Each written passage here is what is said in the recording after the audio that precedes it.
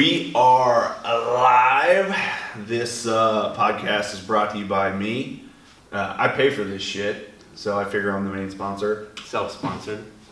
I do always have a nice little tasty Kill Cliff here. Shameless plug.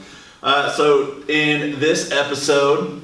Nerd alert! Dan Brown's got glasses. I do have glasses now, and I can see out of my left eye for those of you who enjoy this on the YouTubes instead of SoundCloud and in what other the other listening avenues. But anyway, we're going to talk a little bit about last week's podcast because that turned out to be a raving hit in terms of like the feedback that we got. But people that have kids only want to talk about their kids, and people that don't have kids don't want to hear about your fucking kids. This is true. Nobody gives a fuck about your kids but you.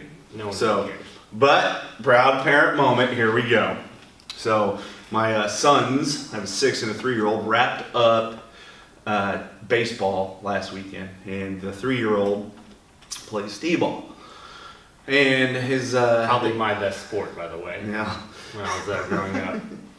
Killing it till I was like 7. You were too tall. Maybe 6, I don't know. But anyway, so game's over, and they go to pass out trophies, and my wife and I do not subscribe to the participation trophy bullshit that's shoved down everybody's fucking throat.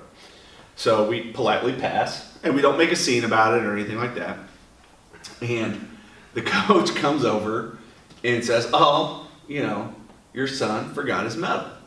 And my 6-year-old pipes up and says, no, we don't take participation trophies around here.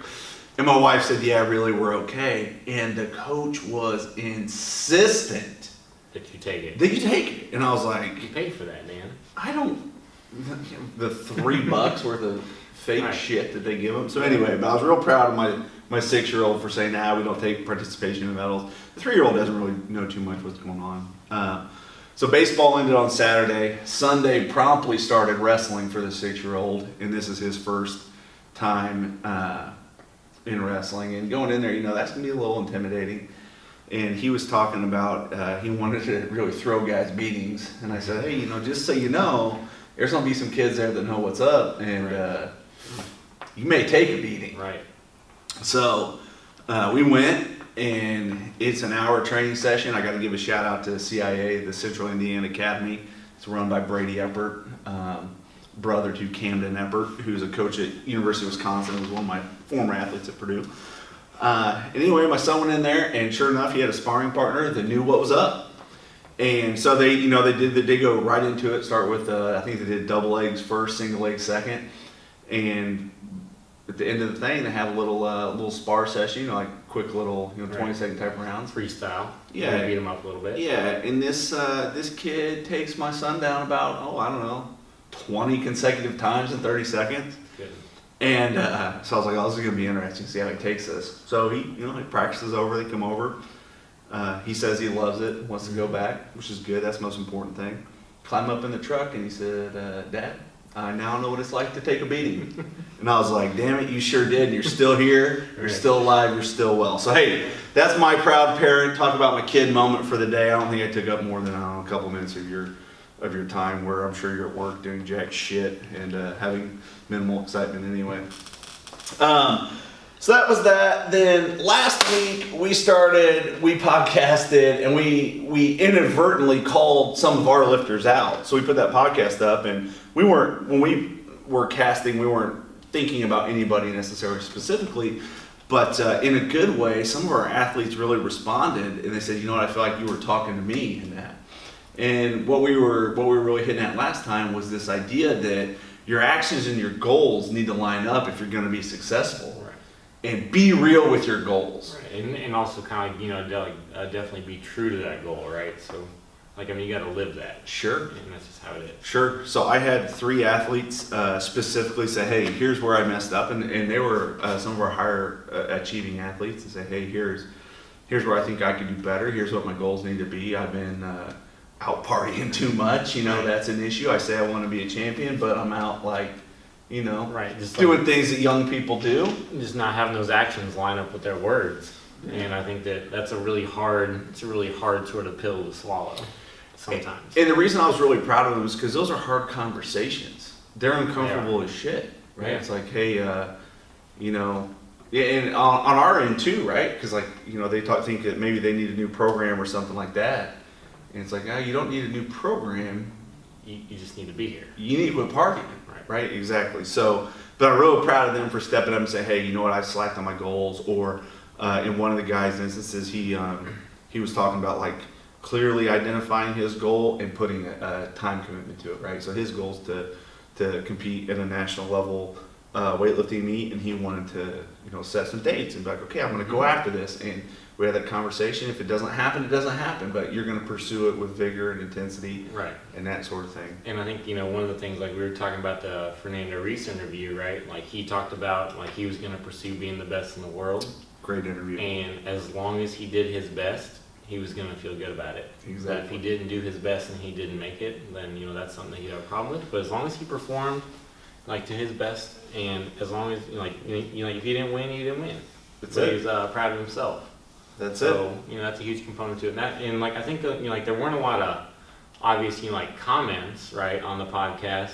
Right. But it was more of like a one-on-one. I had a couple people, you know, kind of come and talk to me, and they said like, hey, I've been kind of doing this, right, but I haven't really been doing this. Exactly. And they're just kind of paying lip service to their goals, or they're like, yeah, I'm on a diet, but I'm not really on a diet.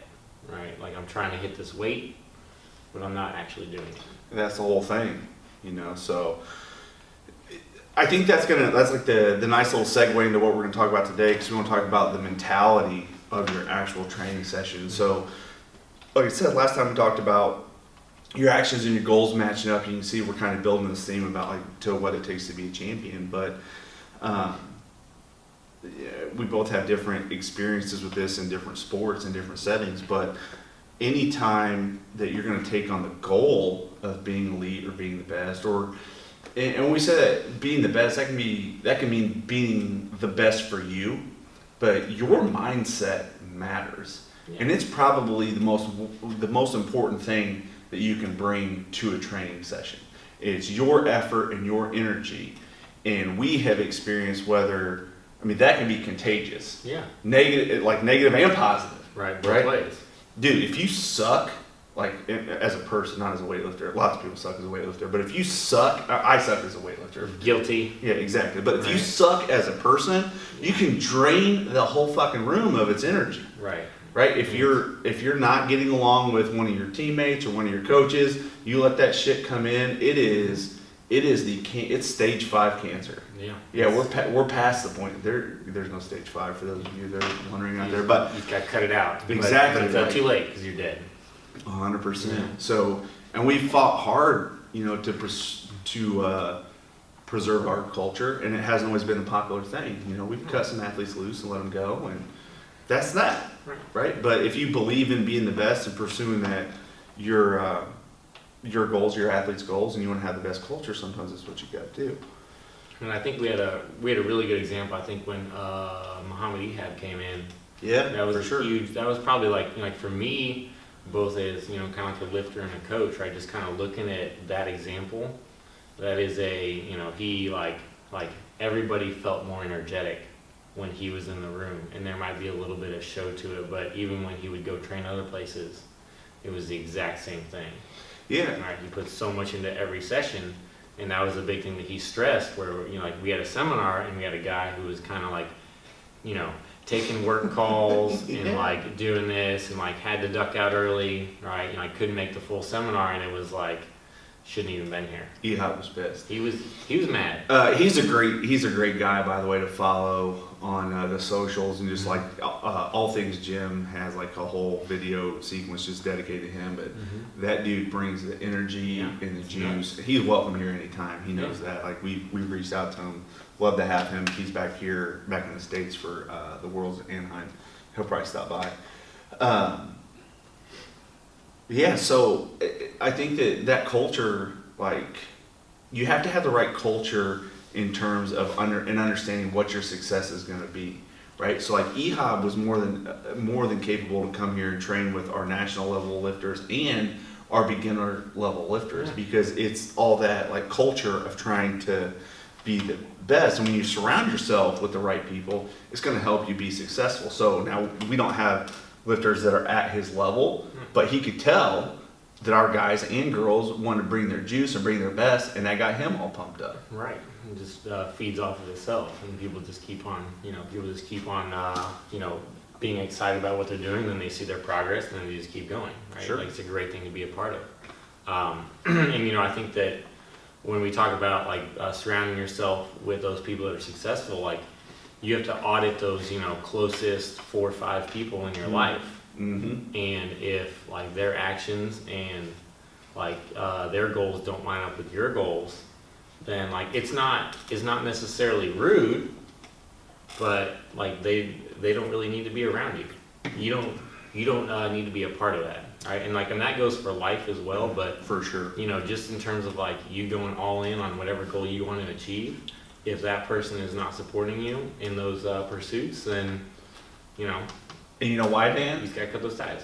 Because you've got to be loyal to the nightmare that you've chosen. And that goes along with being elite at any sport. That might have been the first line you said this morning at 5:50 Oh, ish. yeah, I mean, I've been up and at them since last night.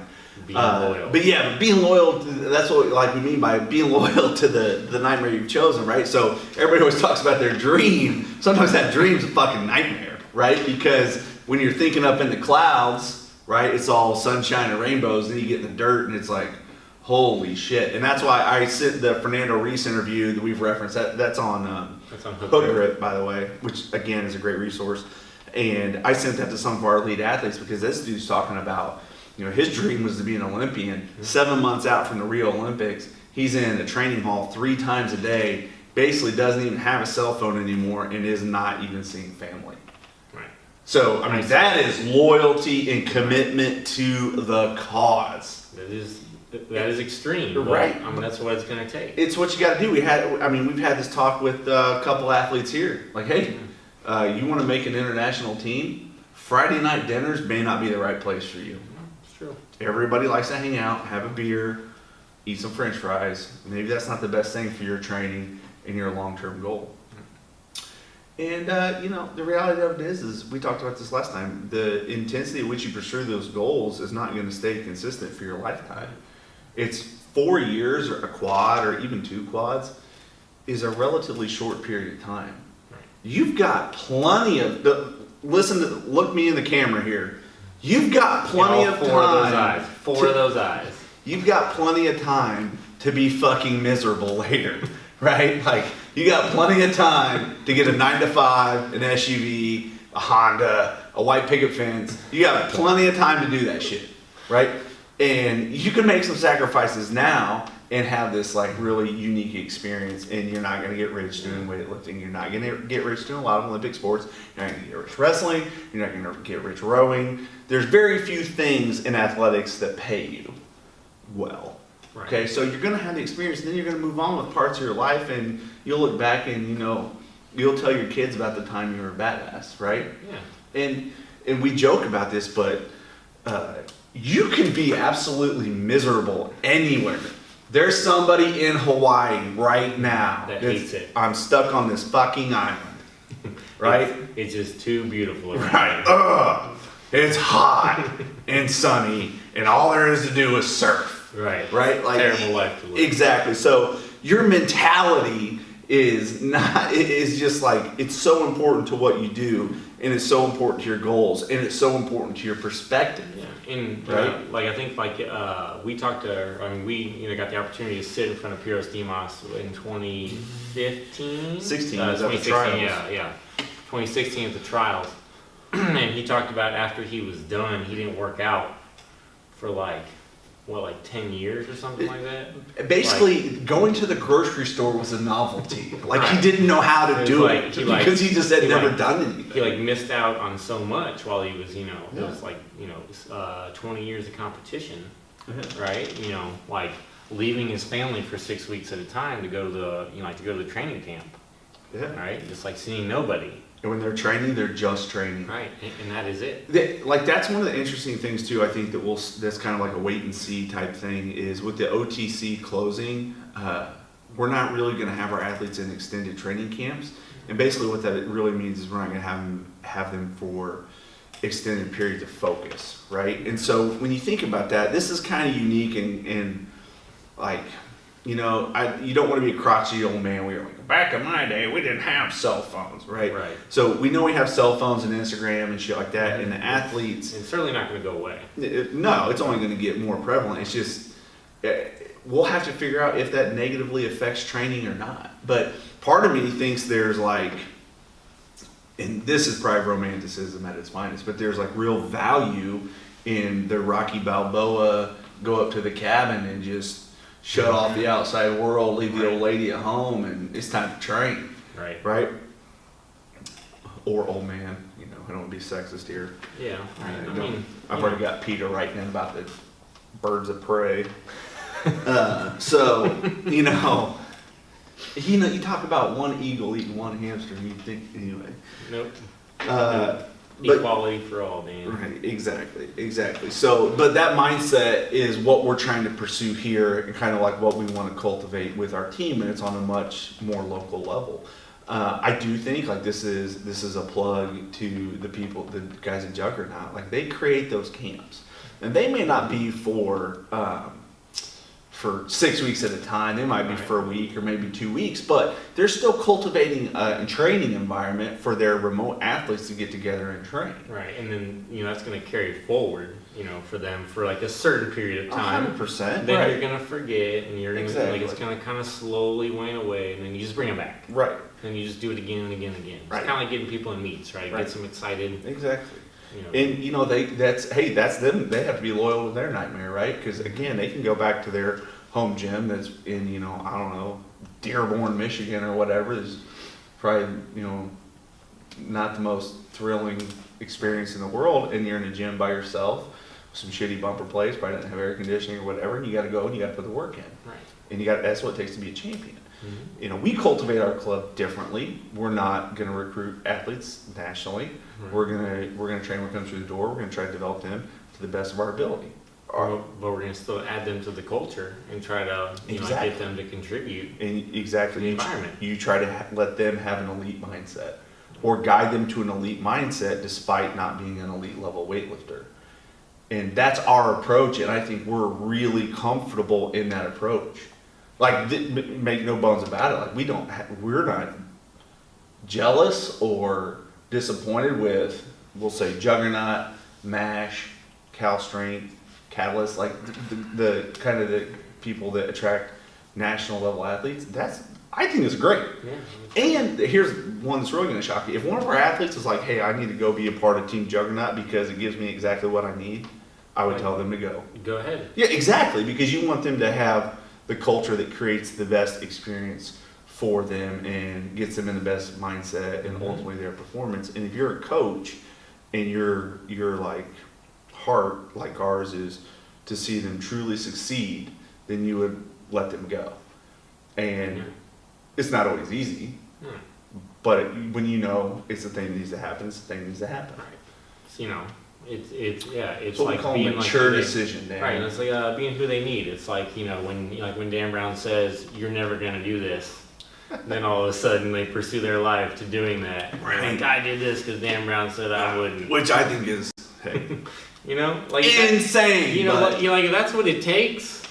Right? For Like, sure. If that's the nightmare they're gonna choose. For sure. They're gonna pursue that. For sure. To the end because you told them that maybe they interpreted it, like you thought that they couldn't. Then sure, I'm gonna go ahead and do that. Exactly. But I think like along the lines with that, like we were talking about cell phones, we were talking about focus. Like like last night was a good session. We had a couple good lifters, and like I told Abby, for example, who like hit a PR clean and jerk, which I didn't really realize was a PR at the time. But her focus and mentality was great, For sure. and like I told her I appreciated that, and that was a really good thing that she brought, and she was like, well, I just need to be better. Yeah. It's like, well, yes, Yep. but let's go ahead and take that like one day at a time. And like today it's good, tomorrow it's not. Right. But like let's go ahead and stay on the progress train, and let's take it one day at a time, see one day of progress, and go from there. You can only be as good as you can be. Absolutely. So, Absolutely. I think, you know, having somebody see progress and having somebody see success is like the ultimate goal. Because then they, you know, they're going to build a little self-esteem. Like maybe if they stay off Instagram and they see the top level lifter in their weight class, then they won't get knocked down a peg, Right. right? But they'll just see a little bit at a time, Absolutely. you know? So like that's, you know, like those are the people that you don't necessarily need to follow. So like you need to worry about yourself and then, you know, see a little bit of progress so you can just feel better about it. That's about it. 100%.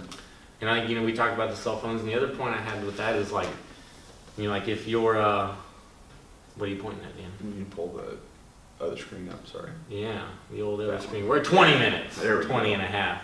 You know, like if you're, you know, always videoing your lifts, if you're always interrupting your session in order to take the video, like, you know, that's going to put you in a different frame, you know, like For your sure. mind. And like that's not something that's just going to help. Hey, the other thing too was, like, Ehab. I mean, this dude's like, at the time, he was coming off of his bronze medal at the Olympics. It was, so that was August, and then we had him here in September. September. Yeah. Yeah, a month I after. mean, he was like right after, Yeah, very right after. But he was like, coach me. yeah. What? He's like, no, you coach. Like, insistent upon it. Right. You know, and I think that that's like a common thing. Not that he's going to listen to everything that I say. I try to turn these damn beeps You off. keep They just dinging, come from you everywhere. know, Um, everything dinging over and there. but anyway, but like that's the mentality of a champion. Like he wants to know what he needs to know to get better, and not that he's going to listen and do everything that that we say or suggest. But it's like taking in all those perspectives and like that mind. The mindset is there. I'm going to improve. This Looney Tunes dude with his hillbilly accent may say one thing that clicks in my head and helps me just a little bit with my grip, or like it's some crazy yeah, little well, thing. But you know, like I mean, he's living the hashtag change your mind, change your life, right? And like that not only applies to like how you look at it as a whole, but you know, he talks about like if you go in the gym one day and like you do something well, and you come back again the next day, and if you just do the same thing, right, you haven't changed anything, and you're not going to get better. absolutely. Right, so like you need to change like just like one small thing, and that's not maybe like a technical thing. Maybe that's just like I mean, that's a mindset thing. It's like today I'm going to change and I'm going to be better. Absolutely. Right, it's like I'm going to change my mind to do better than I did yesterday. Absolutely. Right, and like you know like he talked about blocking out the entire room. Like when it's him, you know, there can be a room full of people. It's him, it's the bar, it's the coach, That's it. and that's it. That's it. Like that is where his mindset's at. It's just that simple. Mindset matters. He's not distracted by bullshit. Absolutely not. But then he'll wrench you into a crazy scorpion pose. Feel like he's gonna rip your shoulders He out. told me it was okay because he went to college. It didn't look okay. No, it didn't look okay. I'm pretty sure somewhere our insurance probably got pulled after I that. mean, it I had was to check. it was probably a liability Dude, for sure. he was ripping dudes' arms off. Right. It's like be careful with this guy. He tore his pec. He was like, it's okay. I went to college. So you can't use that excuse for everything. yeah, it doesn't work. It really doesn't. All right, DG, do you have anything to add to wrap this up? You know, I think that, like you talked about your son taking a beating, which is really, you know, like at this time in his life, probably a good thing, right? He probably needs that. You know, that kind of like reminds me of, you know, like we listened to a book by good old Charlemagne the God, Black Privilege. If you haven't listened to it, I would definitely go pick it up, read Pretty it. funny. It's pretty good. Read it if you can read, like good old Four Eyes over here, you know, like if you feel like being nerdy. You know, he talks about it, like he opens the book up with, you know, when he got his ass beat, you know, for talking shit when he was a child, or like, you know, when he was a teenager, Mm-hmm. right? And, you know, he gets the shit kicked out of him, takes a beating, takes it like a man, right? And then, you know, that was the point at which he started living his truth, Mm-hmm. right? So, like, you may not have to take an actual physical beating, but, you know, like we talked Sure about, helps. sometimes it does. You know, like sometimes it's enough, you know, like to change your mind and change your life, you know, depending on the depending on the beating, Sure. right? But you know, sometimes that's the moment where he can be honest with himself and just start living that truth. Yeah. right? So I think, some of our lifters maybe kind of came around on that just a little bit, maybe had that moment where they were like, hey, I need to be serious with myself. Step it up. Yeah. Step it up. Be happy, with what you're doing. Right. Keep Live doing the nightmare that you have chosen. Famous words from that guy right there. That's it. That's it. Cut.